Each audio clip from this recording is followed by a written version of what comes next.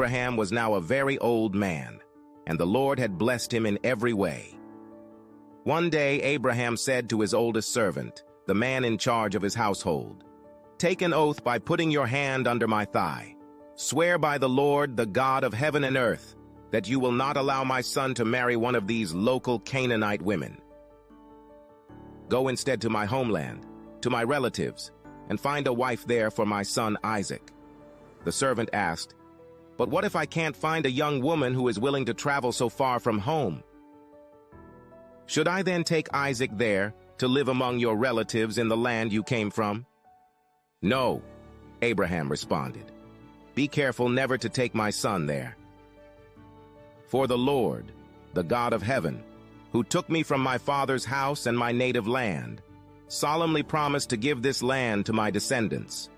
He will send his angel ahead of you, and he will see to it that you find a wife there for my son. If she is unwilling to come back with you, then you are free from this oath of mine, but under no circumstances are you to take my son there."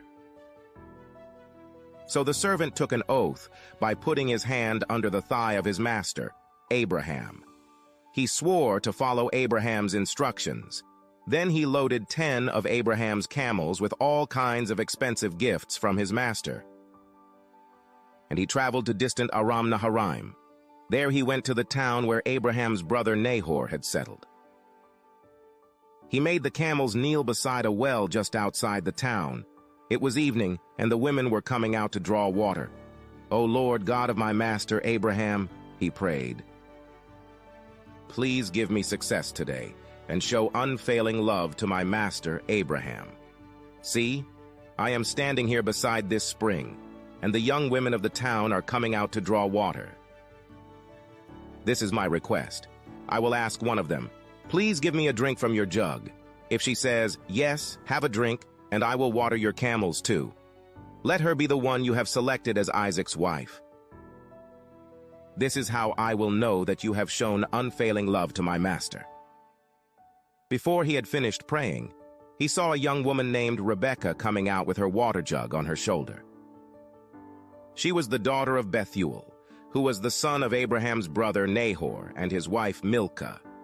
Rebekah was very beautiful and old enough to be married, but she was still a virgin. She went down to the spring, filled her jug, and came up again. Running over to her, the servant said, "Please give me a little drink of water from your jug." "Yes, my lord," she answered. "Have a drink." And she quickly lowered her jug from her shoulder and gave him a drink. When she had given him a drink, she said, "I'll draw water for your camels too, until they have had enough to drink." So she quickly emptied her jug into the watering trough and ran back to the well to draw water for all his camels. The servant watched her in silence, wondering whether or not the Lord had given him success in his mission. Then at last, when the camels had finished drinking, he took out a gold ring for her nose and 2 large gold bracelets for her wrists. "Whose daughter are you?" he asked.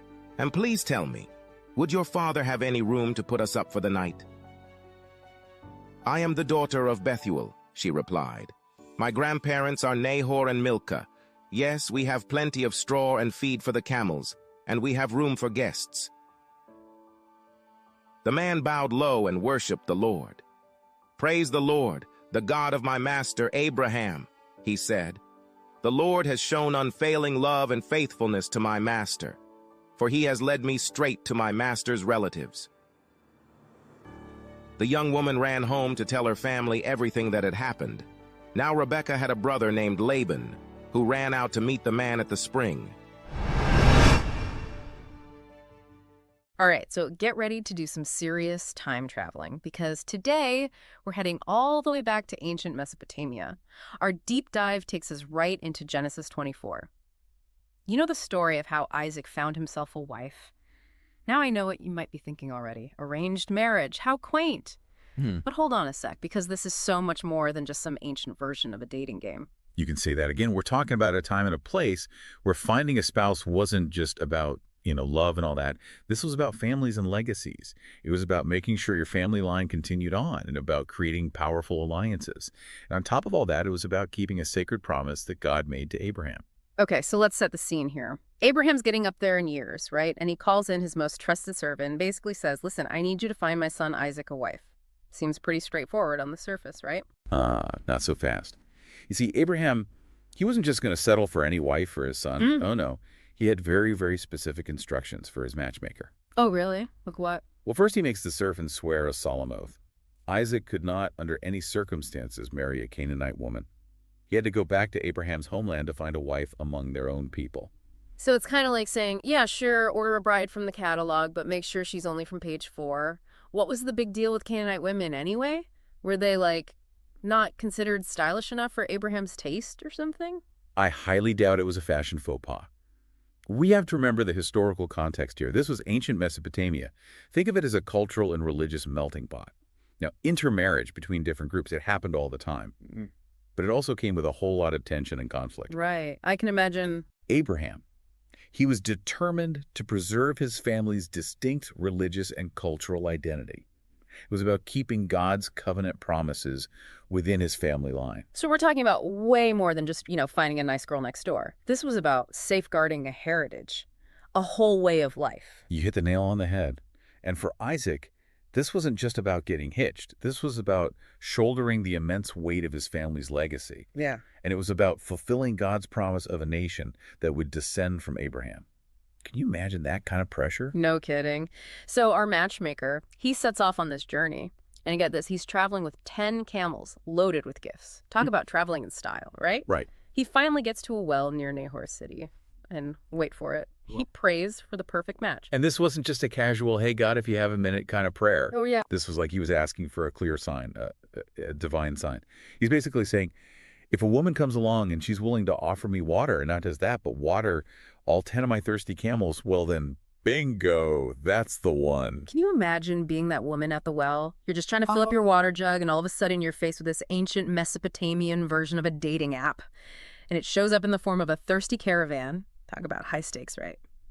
So this woman, she comes up to the well, and she's described as being beautiful and a virgin. Those are like the two most important qualities for a potential wife back then, huh? You got that right. Yes. And it wasn't just about, finding someone who was nice to look at. A virgin bride that symbolized purity and, more importantly, the promise of having children, which was absolutely crucial for continuing on a family line back in those days. And of course, kids meant having heirs, which meant securing your family's future. And in this case, it also meant fulfilling that promise that God made to Abraham. Exactly. It all ties together. It's a completely different way of looking at marriage than we're used to now. Right. And speaking of different, this woman, Rebecca, she doesn't just agree to water the servant's camels. The text actually says she runs to the well. She draws the water quickly, and not just for the servant, for all 10 camels. Wow, now that's what I call dedication. I can barely manage to keep my own houseplants watered on schedule. This woman, Rebecca, she had some serious work ethic. No doubt about it. It wasn't just about, checking off a box on some list. It really showed something about Rebecca's character, her willingness to go the extra mile, Yeah, it's like, forget swiping right on a dating app. This is, I'll water all 10 of your camels level of commitment. No wonder the servant was like, yep, this is definitely the one. Right. And then what does he do? Our ancient matchmaker here, he jumps right into action. He starts showering Rebecca with gifts, a gold nose ring, 2 massive gold bracelets, and all this before he even introduces himself properly. Can you imagine? Talk about an interesting way to start a conversation. You'd think he'd at least offer to buy her a drink first. I know, right? But hey, we got to remember, this is ancient Mesopotamia. He was just following the social customs of the time. It's true. So he asked her, whose daughter are you? And is there any chance there's some room at your family's house for me to stay? Smooth. And Rebecca, being the gracious host that she is, she invites him back to meet her family. And that's when the real show begins. The servant launches into this whole elaborate presentation. He's talking about Abraham's vast wealth, how Isaac is going to inherit everything. It's like a cross between a TED Talk and one of those late-night infomercial sales pitches. It's actually a really fascinating glimpse into how marriages were viewed back then. They were often seen as these strategic alliances between families, right? A way to merge resources and social status. It all makes sense. The servant wanted to make it crystal clear to Rebecca's family that this was a good deal. Oh, yeah, Not for just sure. financially speaking, but also in terms of securing God's blessing. And then there's Laban, Rebecca's brother. When he sees all that gold and those jewels, he's practically giddy. You know, I can't really blame him. Hospitality was a really big deal back then. Oh, for sure. But you do kind of have to wonder if maybe Laban started picturing all the things he could buy with that kind of wealth. Who wouldn't? But the servant, he's laser focused on his mission. Absolutely. He's very careful to tell the whole story. He emphasizes that oath he swore to Abraham and how he really believes God led him to Rebekah.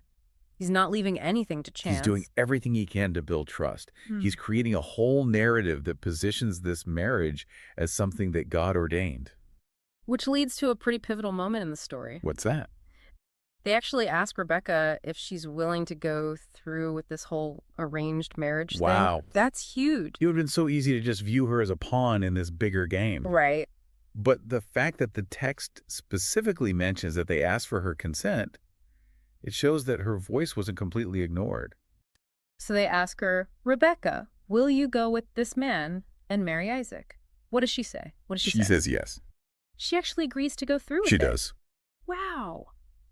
Can you imagine that? Packing up your whole life to travel to a completely foreign land and marry someone you've never even met. I know, it's mind-blowing.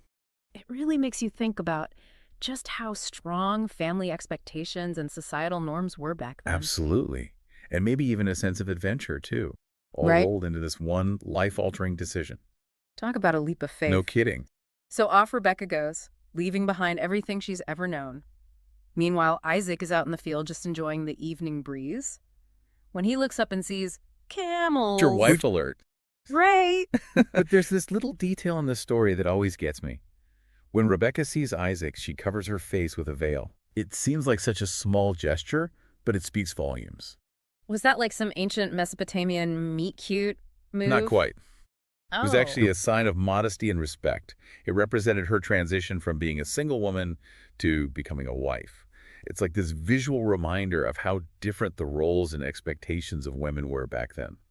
It's amazing how these little details can just open up a whole world of understanding about the I past. know, it's fascinating. So they meet, and the very next thing we hear is Isaac brought Rebekah into his mother Sarah's tent, and she became his wife. Just like that. No big ceremony, no wedding hashtags. They didn't waste any time. Talk about a whirlwind romance. I know, right? But there's this really poignant line at the end of the chapter. It says, he loved her deeply, and she was a special comfort to him after the death of his mother. That line always gets to me. It Yeah. shows that underneath all the arranged marriage stuff, Right. real human emotion there. Yes. Yes, it was about family lines and God's promise, Right. but it was also about two people finding love and comfort in each other. It reminds us that even though their world was so different from ours in so many ways, So different. they still experienced the same basic human longings for connection, comfort, companionship. Exactly. And just think, this whole union, which started out of duty and tradition and maybe even a little divine intervention, Yeah. it ended up shaping the course of history. Wow. Remember how we talked about those descendants as numerous as the stars?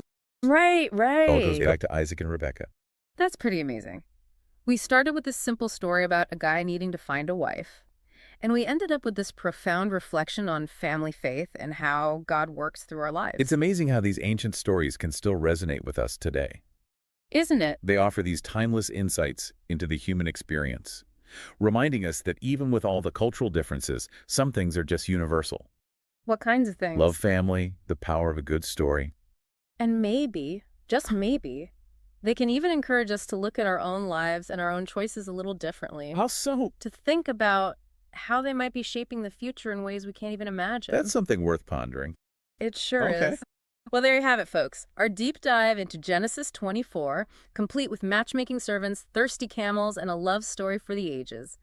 Until next time, keep exploring, keep questioning, and keep diving deep into the stories that connect us all.